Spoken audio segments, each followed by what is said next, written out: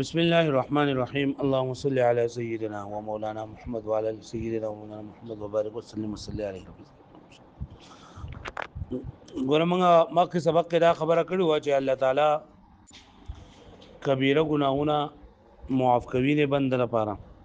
او په کبیره ګناه باندې د اسلام نه خارج کیږي، په کفر کې نه داخليږي. ځا اهل سنت والجماعت په نسبت باندې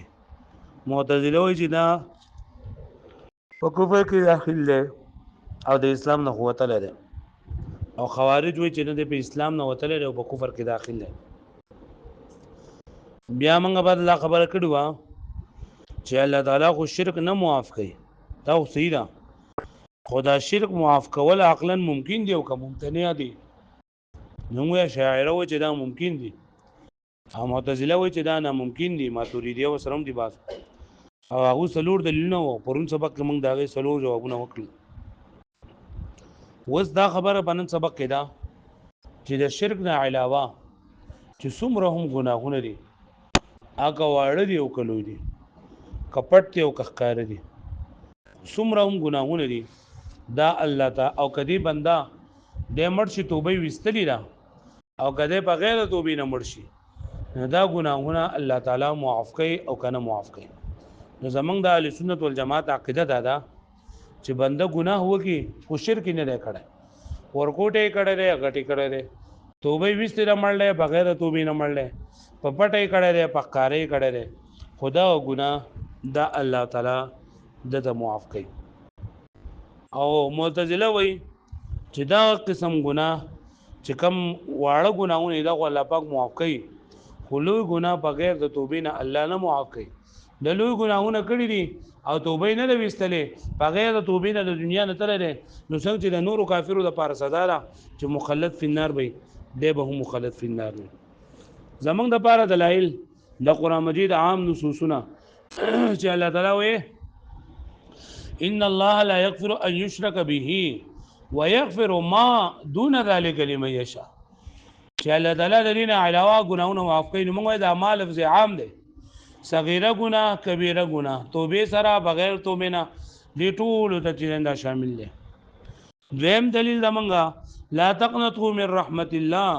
د الله د رحمت نه مه نا امیده کېږئ. نو چې کوم کس توبه ویستې ده د ګناه نه، نه خواص هم توبه ویستې ده، خو د رحمت ضرورت هغه چاته دی ډېر چې دی بغیر د توبې نه د دنیا نه تللی دی. او بل ان الله یغفر الذنوب جميعا، الله پاک ټول ګناهونه چې دا معاف کوي. او اهل سنت والجماعت دا عقیده. معتزله دا ځان دپاره یو خدا او دا خبره کوي که توبه وکړه الله ورته معاف کوي، که توبه وکړه نه معاف کوي ورته. دا اوس دوه دلیلونه دي. یو دا ده چې الله پاک د دغې مؤمنانو دپاره کم مؤمنان چې هغه ګناهونه کوي او بغیر د توبې نه د دنیا نه لاړ شي، نو د هغې دپاره عذاب مخلد فی النار ذکر کړی دی. لکه فرمایي الله تعالی ومن یقتل مؤمنا متعمدا فجزاؤه جهنم خالدا فیها، چې کم کس مؤمن مسلمان په قصد قتل کو نه جزا جهنم ده او دې په جهنم کې چې دا به همیشه به وي. دویم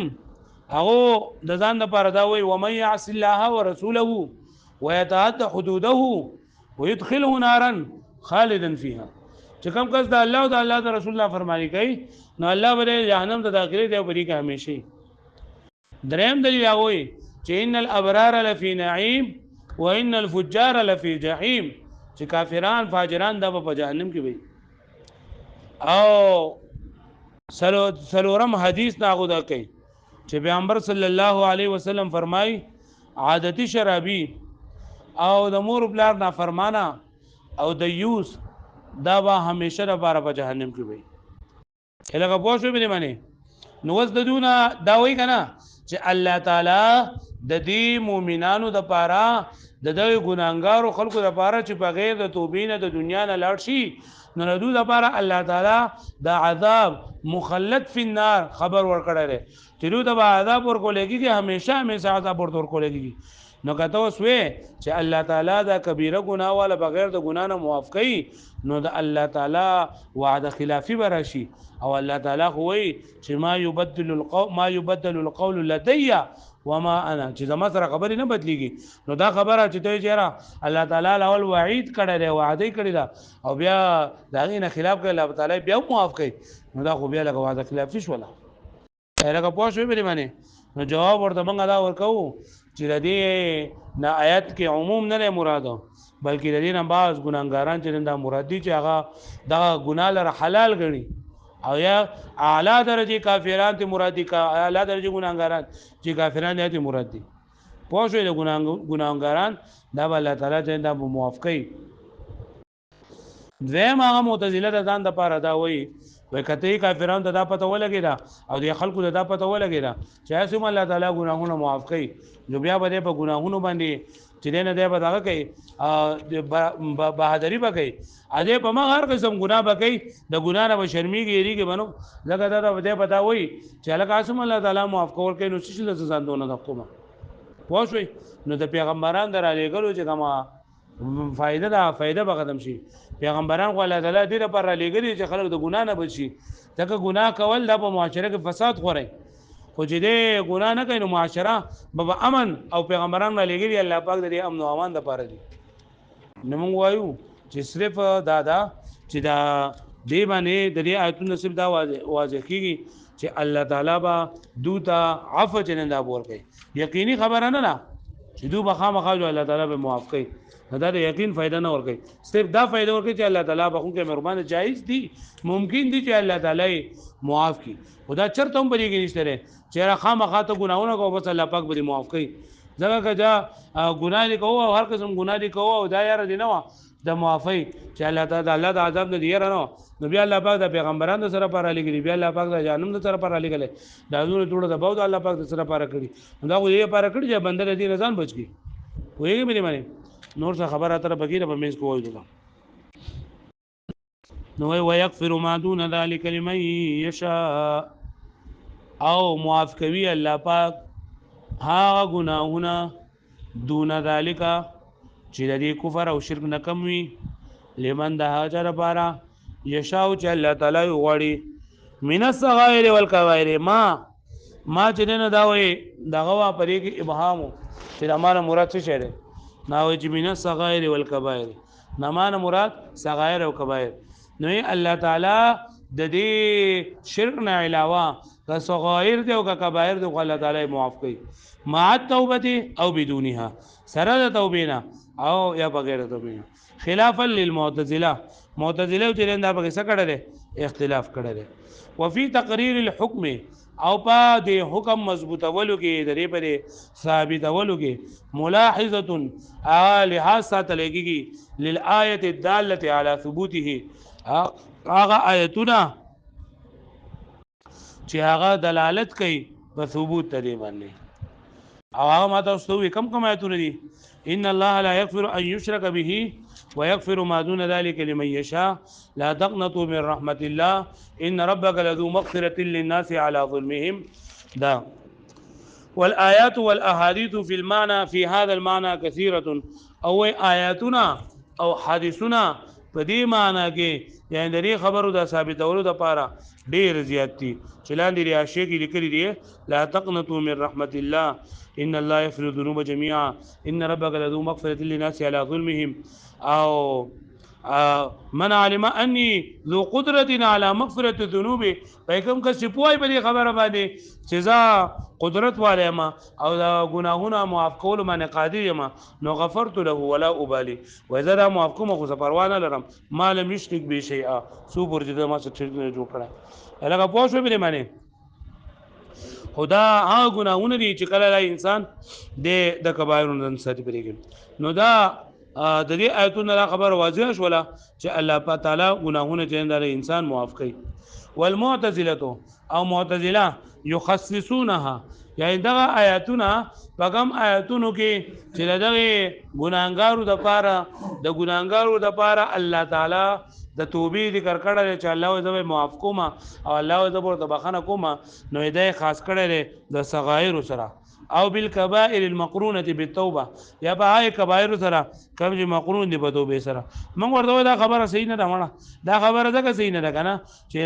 واړه ګناونه الله تعالی سي معاف کوي ان الحسنات يذهبن السيئات تا نه ورکوټه ګناه وشو او دست وکړو نو په اودس کې موږ ویلي چې مخ دې وینځو د مخ په انځلو سره د مخ ګناهونه د لاسونو په انځلو سره د لاسونو ګناهونه د خپو په انځلو سره د خپو ګناهونه ریږي مراد دې نه صغیر دي تا ګناه وکړو دوه رکعات نفل دی وکړل موږ دی وکړل د دې په برکت باندې الله تعالی دا ګناهونه معاف کوي الله تعالی بخون کې مهربان ذات ته غفور او رحیم ذات ته پدې کې به د مبالغې د صفت حال ظاهريږي چې کله بنده د توبه نه وستري غټ ګناه کړه توبه نه وستري الله تعالی معاف کو ځکه خو الله تعالی غفور او رحیم او رحمان او رحیم دی کنه چې توبه وستلی دا نه خو بیا خپل کار کړل وایي ویلې معنی الله تعالی د رحم او د مغفرت تقاضا ده چې الله تعالی با هغه بل الله تعالی فما وقال صفاته کې فرمایي حمیم تنزيل الكتاب من الله العظيم غافر الذنب وقابل التوبه شديد العقاب لقول لا اله الا هو یلغه پوښوي بلی معنی وتمسكوا بوجهين اغو دلیل نه ولره پدوو وجو سره پدوو دلیل سره نمبر 1 الايات والاحاديث الوارده في وعيد العصاة او هغه آیاتونه او حدیثونه کم چې راغلي دي په وعید د ګناګارانو کې لکه آیاتونه ما تاسو ته وې ومن يقتل مؤمنا متعمدا فجزاؤه جهنم خالدا فيها بل ومن يعص الله ورسوله ويتعدى حدوده يدخله نارا خالدا فيها بل إن الفجار لفي جحيم وقوله عليه الصلاة والسلام ثلاثة قد حرم الله عليهم الجنة درې قسمه کسان د سړي چې الله تعالی په جنت حرام کړی دی مدمن الخمر یو همیشه شراب څکونکی والعاق او د مور پلار نافرمانه والدیوث او دیوث هغه کس ته ویل کېږي چې هغه خزه د بل چا سره تعلق ساتي د پردو خلکو سره تعلق دی او د خپل خزه باندې بل څوک اینی رایني او د بيزان ننګره کوي دا د یوسف په پښتو کې موږ د اوس وایو نو دا حدیثونه او آیاتونه دا پرې باندې دلالت کوي چې الله تعالی دا ګناهګاران دا نه معاف کوي ګناهګاران به مخلد فی النار کچر دا الله تعالی دا ګناهګار معاف کی نو بیا به الله تعالی د خپل وعید نه خلاف وکي او ادي قرآن مجید کې آیت ته چې ما يبدل القول لدي نو الجواب سره انها على تقدير عمومها چې دا په تقدیر د عموم باندې انها تدل على الوقوع دون الوجوب چې یو خو د دینه دا معلومیږي کنه چې بدو باندې با الله تعالی بدو ته عذاب ورکوي خو د دینه دا هو چرته هم لازميږي چې الله تعالی باندې دوی ته عذاب ورکول واجب دي او دو خبره اعتقاد کوي دوی په الله تعالی باندې واجب دي چې دا ګورانګار له سزا ورکول دا په الله پاک باندې سری واجب دي موږ د آیت نه دا نه معلومیږي دا آیت نه وجوب نه معلومیږي او صرف دا معلومیږي چې دوی ته په دوی په عذاب کې واقع کیږي لکه پوه شو مې باندې او په الله تعالی باندې څوک واجب کول څه شی نشي کولای په الله تعالی باندې څه شی نه واجبي لکه پوه شو مې باندې پوه شوي